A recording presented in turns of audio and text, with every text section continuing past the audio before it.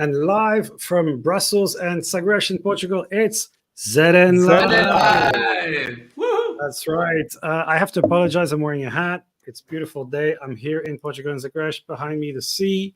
I'm actually at the tip of Western Europe, where the voyages of discovery started. And I'll be talking about this more on my vlog. But I am so excited to welcome you to episode 366. That's right, 366 of ZN Live, brought to you by ZN, the OJ of digital agencies. I didn't say that, Politico did. And we bring you one step ahead of your competitors. And today I have three exceptional guests, the brilliant, shiny, artistic, creative team of ZN, and much, much more. That's right. I have Jesus, the COO of ZN, as well as an artist, an accomplished artist in his own right, a fan of VR, and who is better known for his tagline, "We are getting there." Then we have Anto, the creative director of ZN, also, of course, an artist, as all of you are, a designer, a creative, and whose tagline is "Let's go." And Daniel, who is the social media manager, an explorer of new technology and new. Okay, Phil, I think we lost him. You. Okay, great. So then, as Phil is coming, what we're going to do is that we're going to start overviewing today, like different points, okay, around new technologies, new trends, creativity, and there are many topics that we want to talk. So like this, the moment that Phil joins, then he can continue with the conversation. So basically, today we have many things. We have entered already like 1 year, a bit more, 1 year into AI. And actually, this is one of the things that was covering the most trends during last year. So I think one of the topics we could talk today is about that. It's one of the main ones. Actually, you see, I have the robot and all that. Phil is there, and Phil, we were saying, okay, the moment that he joins, we were saying that okay, we can talk about AI. And Antonin, tell me, how do you think we are? Did we advance as much as we expected? I don't know if you can hear me.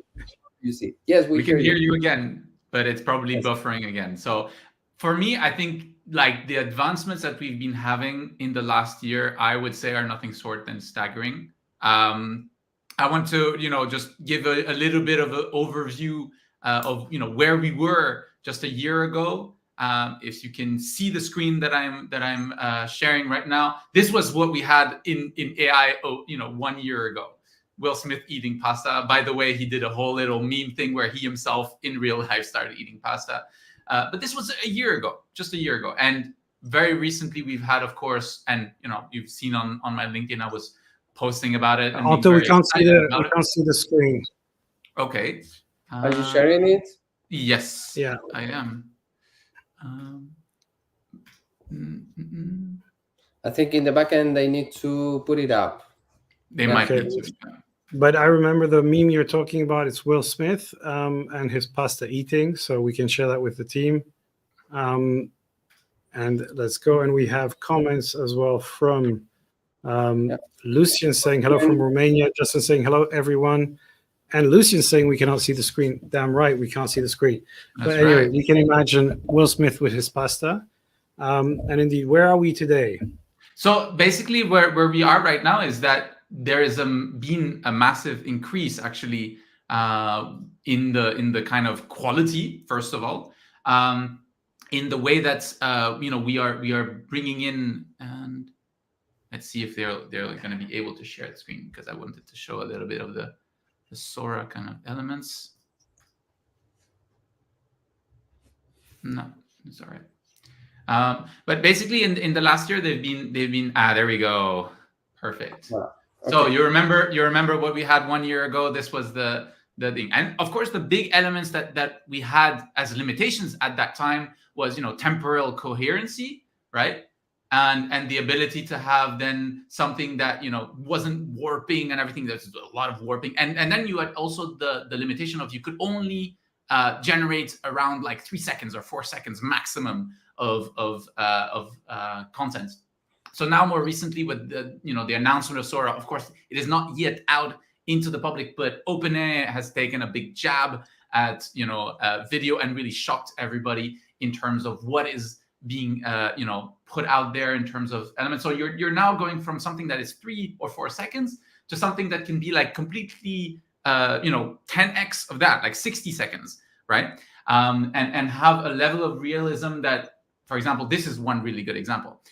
Prompt was there a movie trailer featuring the adventures of a 30-year-old space man wearing a red wool knitted motorcycle helmet, and the kind of temporal coherency, the coherency in the character staying consistent throughout the whole thing, that is for me really, really mind-blowing. And it has, of course, all different kind of aspects. Super, super exciting. Also kind of super scary at the same time, because that opens up the whole aspect of like, okay, we can use this for, really doing amazing things, but also can be used then by people that, want to create fake videos.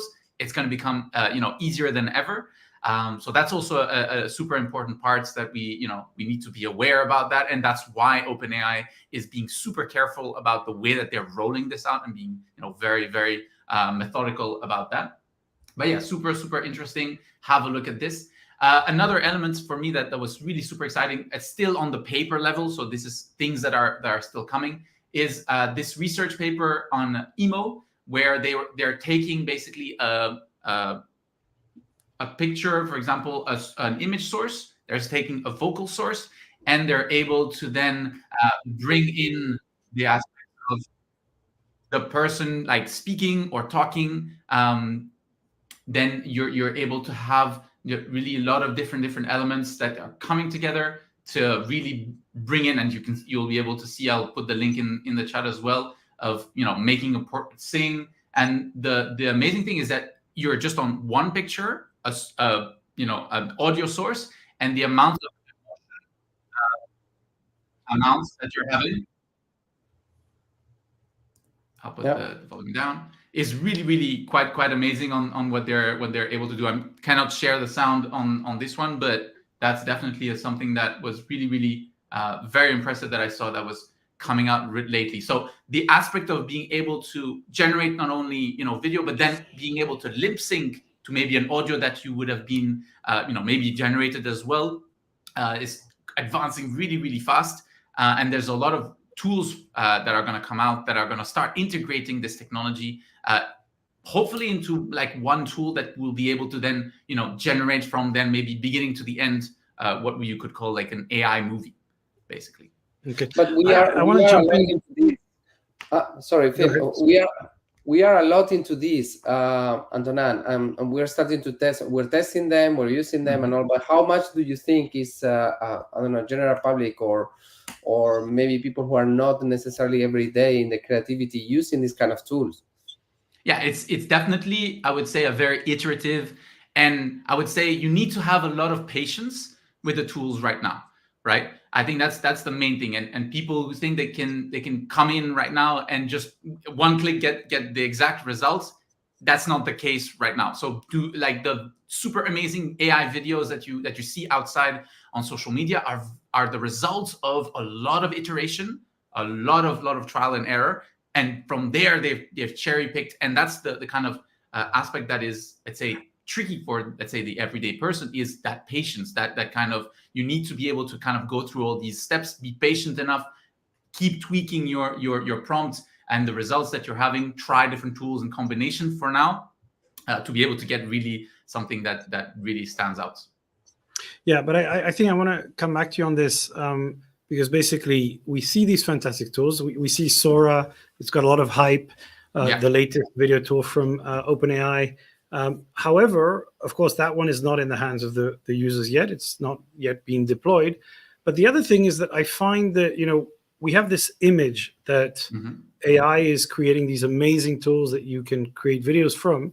And then we have this recent example, I created a video and we had a chat on LinkedIn about adding some pastel de nata and coffee in the video. Right. And you'd have thought that, for these amazingly successful advanced tools, it wouldn't be difficult. And yet it was really a challenge. So I don't know, Daniel, I think you were working on that. Why can't you insert a pastel de nata in a video using AI today, and I had 4 fingers, I think, on my one of the video editing. Right. Well, it's a little bit as what Antonin was saying, because I mean, in order to get a more maybe satisfactory result, we wouldn't have needed to spend way more time iterating and refining the prompt and so on.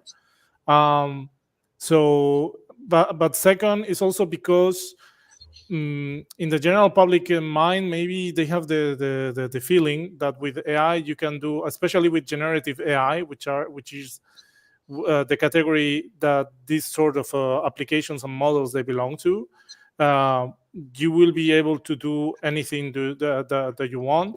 And actually, it's not precisely like that. I mean, it's pretty important that you understand how these AIs work exactly, because they have some limitations. And also is what Antonin is saying. For example, in the examples that OpenAI is shown on Sora, I mean, many people were also sort of having second thoughts about them because, for example, one of the videos that we're releasing was one of a bluebird, if I'm not mistaken, right, Anto? Yeah. And actually, many people were finding a lot of similarities with a quite similar video that you can find on Shutterstock. So that's the thing. That's one thing that to take into consideration, that maybe, and especially for the AI we use for this pastel de nata case, which is Pika, which actually allows you to select a specific spot of the video that you want to filter with AI. It actually maybe in their data set doesn't have enough information about what a pastel de nata, which is a cream pastry, is, or maybe because of many issues that happen with AI many times with these sort of AI artifacts. It takes a bit of time and a lot of trial and error in order to nail the result that you're looking for. So it's just a question, of understanding how AI tools work. And I think one aspect also on this is, like, as soon as you get very specific, I feel, with what exactly you want, I want this specific thing, that's where it gets a little bit more tricky, right? Whereas if you say, I want to replace this by something, right? And then you see what the AI is giving you, a lot of times it will give you a lot of different alterations. So that's where the expertise on AI starts getting important, is if you want something very specific, and then you need to get somebody who's really, like, that has the time, and say also the patience to work with these tools also. Yeah, I think these are very much. Sorry, Jesus. Sorry, Phil, that I'm today jumping because I'm excited about the conversation. But for me, is that these kind of tools, maybe not for final production, but for previews or animatrix, or to show at the beginning totally. how a video could look like, and all that is great. I mean, those are great tools that we didn't have before. And actually, I wanted to add the tools because you are saying it, and something I forgot before. Actually, because of that lack of patience, or maybe urged in order to use AI because it's the trend and it's very cool and so on, I've been seeing lately a lot of misuses of AI illustrations, for example, especially in a governmental from a governmental level. For example, I saw a few months ago there was a big controversial because the government from my region, from Valencia, they released a poster for promoting, I think it was a sort of seminary talking about bullying prevention and so on. And they created this illustration that was supposed to be like a circle of kids, but the kids were looking super, not very well drawn precisely. And that looks like it is the result of someone that was behind that was saying, let's use AI because maybe we don't have the budget, or we want to use it just because it's there. But there was nobody behind having a quality check that was saying, like, hey, this is not looking good. Even if you do it with AI or you do it with a professional illustrator, at the end, you need someone who has not creative mind, but enough visual education to let you know, hey, this is not looking good. You need to do something better. Yeah. Phil, I don't know if you are there, or maybe you cut because we were cutting you all the time. But I don't know. Okay, so when you come, we can continue about AI. But I think in terms of time, maybe we can move to the next one. And actually, we have been discussing about AI. Another big thing that was last year, big one, and now is coming back, is the whole story of virtual reality. So I don't know, guys, how are you? You know that I'm a lot into this, into VR and all. And Daniel, you have a Quest 2? Yeah. Quest 2, yeah. How do you see? How have you living? Have you been living this story of the Apple Vision Pro coming out, and how you see the story now? Again, everybody's talking about VR. How do you see it? Well, I think Apple Vision Pro is a very interesting product indeed. I mean, it's very tailored for a very specific audience, right? Like these early adopter sort of consumers. That's from one side. I mean, that's why the justification of the price. Also, because the technology that is behind that, I mean, is crazy. I mean, in order to create this sort of a mixed reality VR glasses, I mean, it's not some is it demands a engineer effort that is very that needs to be very strong. So and yeah, I think we had a lot of fun seeing these videos of people in the States wearing VR glasses in the street. They happen already a few stories of people driving with them and being arrested by the police as well. So, but I think that, yeah, I mean, the whole engineering effort that is behind that is quite promising and quite interesting. I think from there, I mean, this is just the first stone in order to develop something in the future. I mean, first of all, more affordable for the general public, but also that will fine-tune more this technology. And at the same time, yeah, I think with this whole battle that now I think will open between Apple Vision Pro and MetaQuest, I mean, me personally as a user of MetaQuest 2, I'm quite happy on using my MetaQuest because I think that, yeah, VR it's something that in the future eventually will come more open for the public, more embraced by general public consumers. More, I mean, way more than, for example, specific profiles that we can think now as gamers and so on. So yeah, I've been following also many reviews from Marques Brownlee, for example, that he gave very interesting insights. I totally recommend to watch his videos about Apple Vision Pro on YouTube.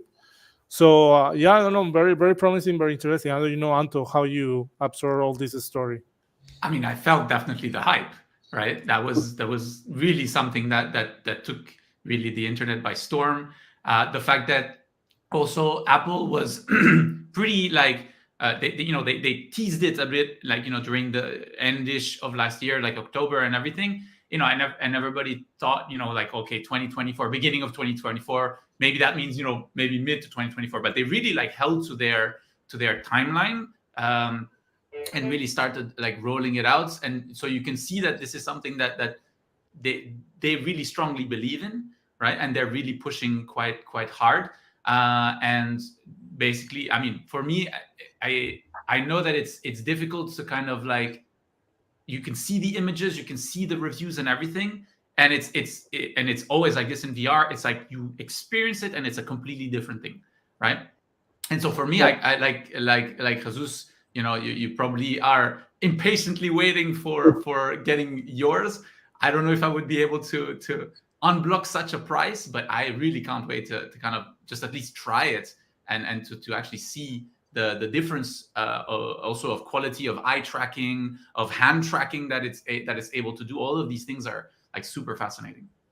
I think the moment is very exciting, and mainly because has brought again the dream in the story. I mean, there are people now starting to dream about that and willing to have that, and that is good on many levels, because then there is this competition between different different brands and many hardware, a lot of new headsets that are coming in the coming months and all that, and that will create then as an industry or a sector is being a great thing that the Apple Vision is there, because they have established a kind of standard, like where we want to go, where are we going, and now all the rest now are starting to respond. This is the story of Zuckerberg. No, he's responding and placing himself on the area that he feels that has the most place to win. No, so and I think he's being clever, because he's saying, okay, I'm not going for the very very big fashion one. Nevertheless, he's with LG, and they're going to bring the Pro 2 by the end of the year, more or less. So let's see what they're coming with. But he's saying, no, I'm not going for the really fashion hype, very expensive ones. I'm going for the more generic, like placing himself more like the Android if you compare with the iPhone. No, so that I think that was a good move. There were a lot of haters and all that, but all that at the end creates buzz. That's the story. People there are talking about it, which is important. I don't know, Phil, what do you think about that? I mean, I think it's always dangerous if you're, clearly Zuckerberg is not a neutral party when he gives a review of the set. Obviously, he wants this to come out. He was very explicit. People have compared that to Steve Ballmer dissing the iPhone. It's dangerous to kind of shoot down Apple, because you better wait to see what's coming next before you do that. But I think, as you said, it's reopening the space, and I think that's definitely going to be very interesting. We know that you love robots, and just behind you have your best friend. Any news on the robot front? Because I mean, I read that Sam Altman had invested $500 million in a robotic company to kind of bring GPT to the robots, and so that might again open up the space. Tesla is doing robot work. Do you think anything's happening in that space? I mean, of course, you're very interested in it, but is there movement? So basically, apart from that news that you were commenting, there is some movement in the sense that I see a lot of in the community, people trying to bring then those ChatGPTs, Bard, and even Siri soon is coming also, and we'll see what they're coming with, integrating it into devices and then in robots and all that. The other day I was eating in a restaurant where I received the plate with it's called Plato. It's similar to this. So I think the robots are not only going to be more, because the whole generative AI is great for conversation and all that, to respond the audience, which was one of the downsides of the experience with this robot in particular. For example, because the people expect the robot to understand everything. And before was, if you give this question, answer this, and if this, and if you were asking something that he didn't know, then suddenly the answer was a bit random. Right now with generative AI is much better, so they're starting to integrate in these kind of things, and then coming up with a new robot. Let's see. I'm waiting for Tesla, for the robot that is coming. So let's see what is the story behind that. But yeah, now I got a new version of new version for the robots upgrade. So with Android, so I'm still playing with it. So. Okay, let's go to the recommendations, because I know we have quite a few of them. Roll jingle.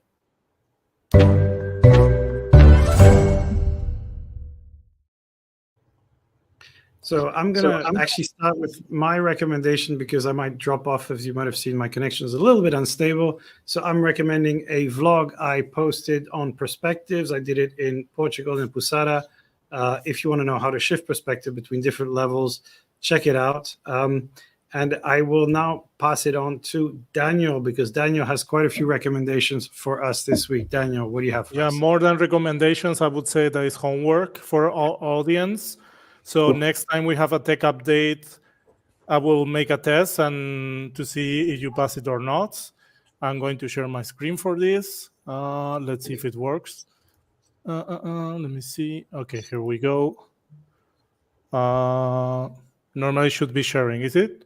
Here it is. Yep. There we go. Okay, first of all, a very handy link. There is an AI4that.com. I think in the past that we had this sentence, this signature sentence being used many times. That was there is an app for that. So now there is an AI for that. There is an AI for that.com. It's a huge aggregation website that aggregates, basically follows up daily with all the AIs that are being created in a daily basis. And this is crazy because actually you can check also the numbers. For example, for March, we had more than 200 AIs created. On January, we had more than 700. And it's quite interesting also because you can track back AIs to 2015. So in 2015, we had already AIs happening there. So I think it's a very interesting website to have in your bookmarks. Because also, it's not only giving you generative AIs like ChatGPT, DALL-E, etc. Also AIs for other sort of purposes. And actually here on the website, in each recommendation, you can check, if actually the AI is free or you need to pay a subscription or some sort of fee in order to use it, and a general description of what the AI does. Then I have a few articles to share because, yeah, we are everybody quite hyped with AI, but of course there are some counterpart conversations happening. I would like to share with our audience 2 articles that I found quite interesting on Forbes. 2 of them written by Bernard Marr. I recommend to follow him on Twitter. He's a tech and data advisor. The first one is titled, as you can see here, is generative AI stealing from artists? Because there is now in the artistic creative world, there is a lot of conversations about the fact of how data sets for example, for generative image AIs like Midjourney, DALL-E, etc., have been built with copyrighted work. We all know what about this case that is happening now with the New York Times against OpenAI. And I think this article gives a lot of insights and things that are quite key in order to follow up on that. And this is going to lead, I think, during this year and after the outcome of the European elections, especially, on see how AI is going to be regulated. Recently, European Commission already released the European AI Office, which is basically there in order to follow up with the AI Act, which established the first framework kind of regulation for AI in Europe. At the same time, also from Bernard Marr, there is also this very interesting article on how can we use AI to address global challenges like climate change. Very interesting because, of course, AI, because of the capabilities of being able to analyze a big, massive amount of data, I think this is going to be quite key in order to tackle climate change. At the same time, we have the other counterpart that is about the fact of how AI is, but this is not attached only on AI, it's also about the fact of how internet works and so on, about, how water resources are being used in order to cool down those servers that generates things for generative AI and also other ones. And the last one, very interesting one, because we know uses of AI for the general public, but I think this specific case is very interesting because we see a very interesting application of artificial intelligence for the cinematography industry, which was the case of the last movie from Pixar, Elemental, and actually how they use artificial intelligence in order to being able to animate the flames of the fire truck from the movie Elemental. So very interesting article, very quite interesting case to consider. Great. Otto, what do you have for us?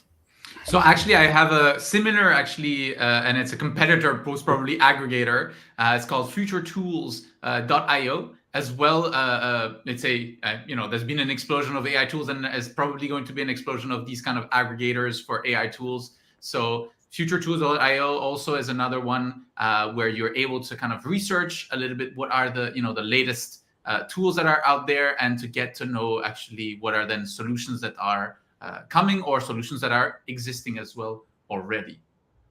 Okay, Jesus, what do you have for us? So I'm coming today with it's a software that, or a part of software that has been published, and it's been a bit like in silent, not very high, but for me, I think is something cool that I want to explore much more is Mesh from Microsoft. I remember like 1 year ago, I was announcing it because Microsoft at that time with the metaverse was something bigger. Now it's there. And for me, let me tell you why I think it's interesting, because imagine that you are in Teams, okay? So you're having a video conference with many, for example, we four are on Teams discussing, or even a big meeting of different people, because you have, like we do, hybrid events and all that with different people. And there is a moment that you say, okay, now, because you have been presented with a PowerPoint and all that, now let's just have a moment of relax, or let's just talk, or let's see together. Right? And Antonin, you and I are looking at something, so we can then come together and have a look at the things in virtual reality. Okay, so we can go directly, and it's directly from Teams, which is what I like. The fact that you are on Teams in the video conference, you just click on view, and suddenly you enter in the virtual space, where then suddenly you have, Antonin, some 3D that wants to show, some visualization, some drawing in big that you want to check it or whatever. So why not? Or that we just want to have a chat, like sitting in a sofa or something like that, because it's a different kind of conversation.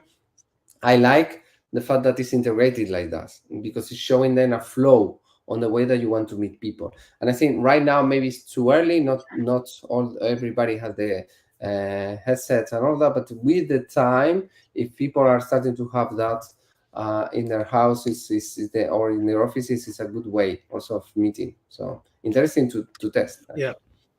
Excellent. Yeah, actually, so we have a little video that Daniel was sharing. Yeah, here's the trial. Yeah, so I think, and I think you're right, Zeus. It's basically, it's about using it. So the question is, will people start using it? Will they derive an actual benefit from using it? And then it creates a kind of whole structure. But it's true. I think we need to think about another wave of AR VR this year on the back of the Vision Pro. So that's all we have time for from Portugal in Sagres. Have a fantastic weekend. Enjoy, and I will see you in Brussels next week. Bye, everyone. Bye, guys. Bye. Have a nice weekend.